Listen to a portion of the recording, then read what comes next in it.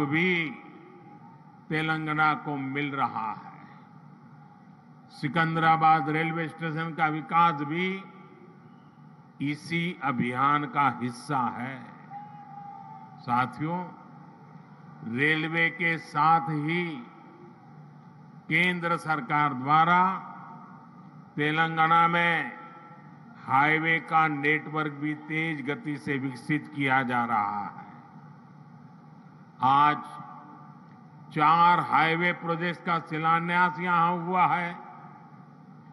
2300 करोड़ की लागत से अक्कलकोट कर्नूल सेक्शन को हो, 1300 करोड़ की लागत से महबूब नगर चिंचोली सेक्शन का काम हो, करीब 900 करोड़ रुपए की लागत से कलवाकुर्ती कोल्हापुर हाईवे का काम हो, 2700 करोड़ की लागत से खम्मम देवरापल्ली सेक्शन का काम हो।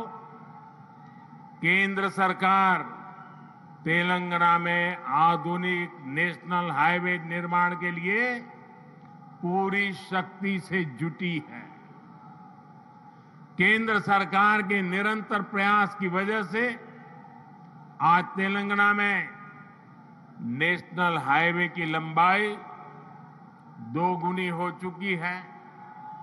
साल 2014 में जब तेलंगाना का निर्माण हुआ था, तब यहां 2500 किलोमीटर के आसपास नेशनल हाईवे थे। आज तेलंगाना में नेशनल हाईवे की लंबाई बढ़कर के 5000 किलोमीटर पहुंच गई है। इन वर्षों में केंद्र सरकार ने तेलंगाना में नेशनल हाईवे बनाने के लिए करीब 35,000 करोड़ रुपए खर्च किए हैं।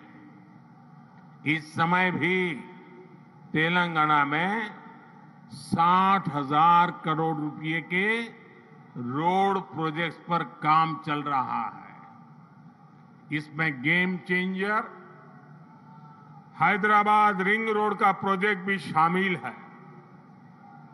साथियों, केंद्र सरकार तेलंगाना में इंडस्ट्री और खेती दोनों के विकास पर बल दे रही है। टेक्सटाइल ऐसा ही उद्योग है जो किसान को भी और मजदूर को भी दोनों को बल देता है। हमारी सरकार ने देश भर में 7 मेगा टेक्सटाइल पार्क बनाना तय किया है। इनमें से एक मेगा टेक्सटाइल पार्क तेलंगाना में भी बनेगा। इससे युवाओं के लिए नए रोजगार का निर्माण होगा। रोजगार के साथ साथ तेलंगाना में शिक्षा और स्वास्थ्य पर भी केंद्र सरकार बहुत निवेश कर रही है। तेलंगाना को अपना एम्स देने का सौभाग्य हमारी सरकार को मिला है। एम्स बीबी नगर से जुड़ी अलग अलग सुविधाओं के लिए भी आज काम शुरू हुए हैं। आज के ये प्रोजेक्ट तेलंगाना में ease of travel, ease of living और ईज ऑफ डूइंग बिजनेस तीनों को बढ़ाएंगे। हालांकि साथियों, केंद्र सरकार की इन कोशिशों के बीच मुझे एक बात के लिए बहुत पीड़ा है, बहुत दुख होता है, दर्द होता है। केंद्र के ज्यादातर प्रोजेक्ट्स में राज्य सरकार से सहयोग न मिलने के कारण हर प्रोजेक्ट में देरी हो रही है, विलंब हो रहा है। इससे नुकसान तेलंगाना के लोगों का, आप लोगों का हो रहा है। मेरा राज्य सरकार से आग्रह है कि वो विकास से जुड़े कार्यों में कोई बाधा ना आने दे, विकास के कार्यों में तेजी लाएं। भाइयों और बहनों, आज के नए भारत में देशवासियों की आशाएं, आकांक्षाएं, उनके सपने पूरे करना हमारी सरकार की प्राथमिकता है।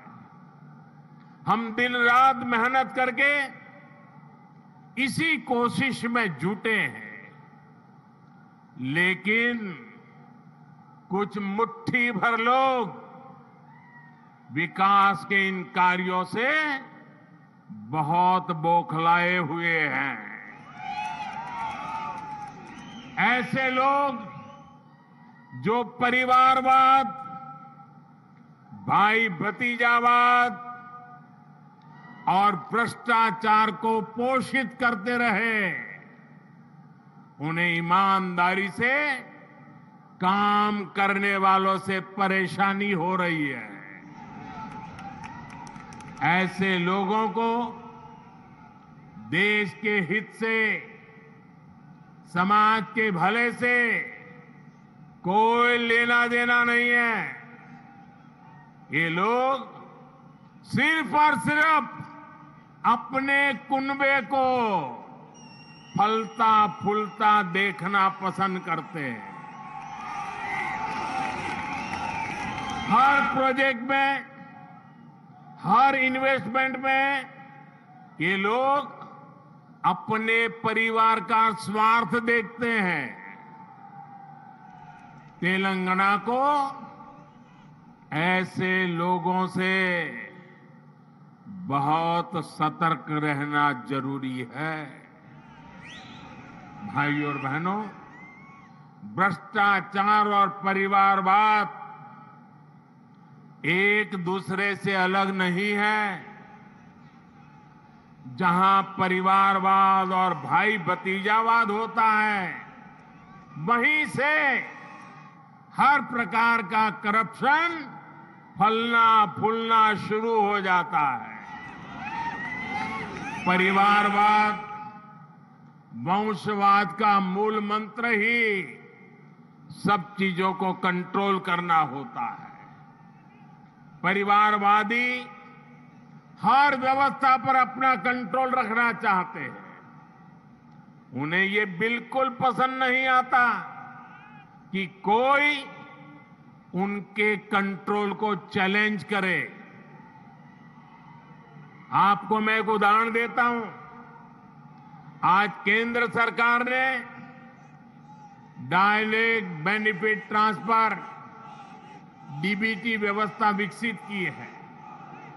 आज किसानों को, विद्यार्थियों को, छोटे व्यापारियों को, छोटे कारोबारियों को आर्थिक मदद का पैसा सीधे उनके बैंक खाते में भेजा जाता है। हमने देश भर में डिजिटल पेमेंट की व्यवस्था बढ़ाई है। आखिर ये पहले क्यों नहीं हो पाता था? ये इसलिए नहीं हुआ क्योंकि परिवारवादी ताकतें व्यवस्था पर, सिस्टम पर अपना कंट्रोल छोड़ना नहीं चाहते थे। किस लाभार्थी को क्या लाभ मिले, कितना मिले, इसका नियंत्रण ये परिवारवादी अपने पास रखना चाहते हैं। इससे इनके तीन मतलब सकते थे। एक, इनके ही परिवार की जय जयकार होती रहे। दूसरा, करप्शन का पैसा इनके परिवार के पास ही आता रहे। और तीसरा, जो पैसे गरीब के लिए भेजे जाते हैं वो पैसे इनके भ्रष्ट इकोसिस्टम के अंदर बांटने के काम आ जाए। आज मोदी ने भ्रष्टाचार की इसलिए जड़ पर प्रहार कर दिया है। मुझे तेलंगाना के भाई बहन बताइए, आप जवाब देना चाहिए कि नहीं चाहिए? देश को भ्रष्टाचार से मुक्त करना चाहिए कि नहीं करना चाहिए? कितना ही बड़ा भ्रष्टाचारी हो, कानूनी कदम उठाने चाहिए कि नहीं उठाने चाहिए? भ्रष्टाचारियों के खिलाफ कानून को काम करने देना चाहिए कि नहीं करने देना चाहिए?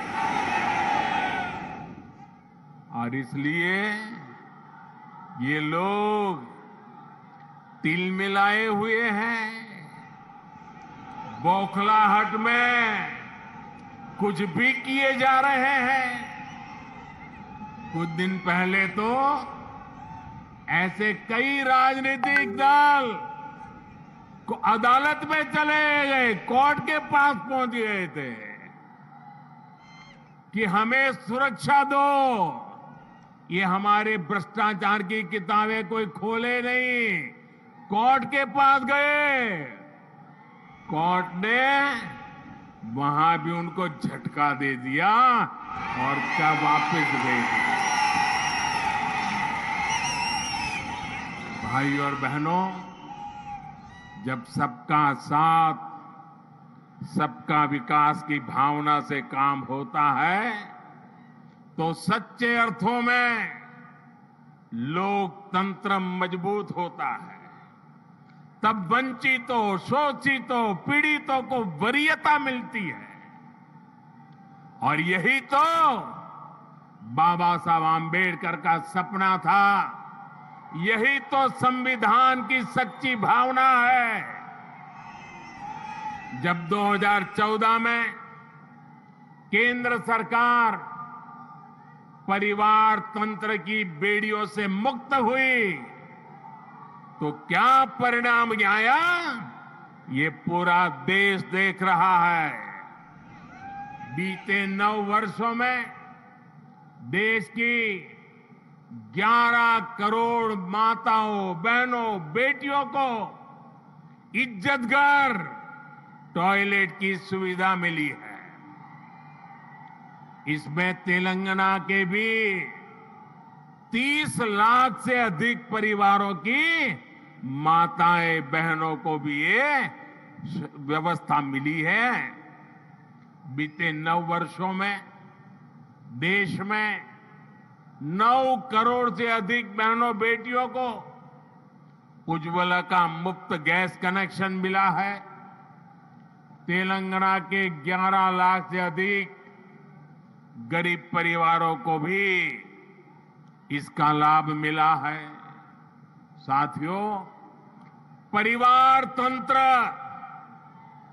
तेलंगाना सहित देश के करोड़ों गरीब साथियों से उनका राशन भी लूट लेता था।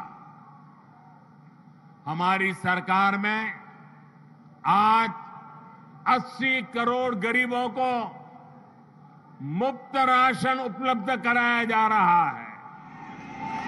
इससे तेलंगाना के भी लाखों गरीबों की भी बहुत मदद हुई है। हमारी सरकार की नीतियों की वजह से तेलंगाना के लाखों गरीब साथियों को 5 लाख रुपए तक के मुफ्त इलाज की सुविधा मिली है। तेलंगाना के 1 करोड़ परिवारों का पहली बार जनधन बैंक खाता खुला है। तेलंगाना के 2.5 लाख छोटे उद्यमियों को बिना गारंटी का मुद्रा ऋण मिला है। यहां 5 लाख स्ट्रीट वेंडर्स को पहली बार बैंक लोन मिला है। तेलंगाना के 40 लाख से अधिक छोटे किसानों को पीएम किसान सम्मान निधि के तहत लगभग 9,000 करोड़ रुपए भी मिले। ये वो वंचित वर्ग है जिसको पहली बार वरीयता मिली है, प्राथमिकता मिली है। साथियों, जब देश तुष्टीकरण से निकलकर सबके संतुष्टीकरण की तरफ बढ़ता है, तब सच्चा सामाजिक न्याय जन्म लेता है। आज तेलंगाना सहित पूरा देश संतुष्टीकरण के रास्ते पर चलना चाहता है, सबका प्रयास से विकसित होना चाहता है। आज भी तेलंगाना को जो प्रोजेक्ट मिले हैं वो संतुष्टीकरण की भावना से प्रेरित है, सबका विकास के लिए समर्पित है। आजादी के अमृत काल में विकसित भारत के निर्माण के लिए तेलंगाना का तेज विकास बहुत जरूरी है। आने वाले 25 साल तेलंगाना के लिए भी बहुत महत्वपूर्ण है। तेलंगाना के लोगों को तुष्टीकरण तथा भ्रष्टाचार में डूबी हर ताकतों से, ऐसी हर ताकतों से दूर रहना ही तेलंगाना के भाग्य को निर्धारित करेगा। हमें एकजुट होकर तेलंगाना के विकास के सारे सपनों को पूरा करना है। इन सारे प्रोजेक्ट के लिए एक बार फिर तेलंगाना के मेरे प्यारे भाइयों बहनों को मैं बहुत बहुत बधाई देता हूं। ये मेरे लिए अत्यंत संतोष की बात है, इतनी बड़ी तादाद में तेलंगाना के उज्जवल भविष्य के लिए, तेलंगाना के विकास के लिए आप हमें आशीर्वाद देने के लिए आए हैं। मैं आपका हृदय से आभार व्यक्त करता हूं। बोलिए भारत माता की, भारत माता की, भारत माता की। बहुत बहुत धन्यवाद।